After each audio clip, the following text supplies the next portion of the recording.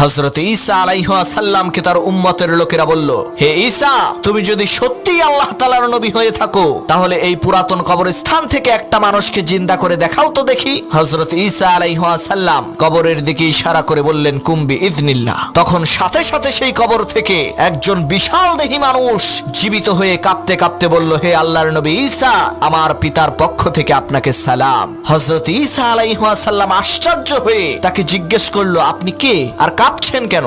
তখন সে বলল, আমি হযরত নূহ আলাইহিস সালামের পুত্র শাম। আমার পিতা আমাকে আগেই ভবিষ্যৎবাণী করে দিয়ে গেছে যে তুমি মৃত্যুবরণ করার ৪৫০০ বছর পর হযরত ঈসা আলাইহিস সালামের মুজিজার কারণে তোমাকে আবার জীবিত হতে হবে। আর আমি কাঁপছি এই কারণে ৪৫০০ বছর আগে আমি ইন্তেকাল করেছি, কিন্তু এখনো পর্যন্ত সেই কঠিন মৃত্যু যন্ত্রণা আমি অনুভব করছি। এখন যে আবার জীবিত হলাম সেই কঠিন মৃত্যু যন্ত্রণা যাতে আমার আর না হয়।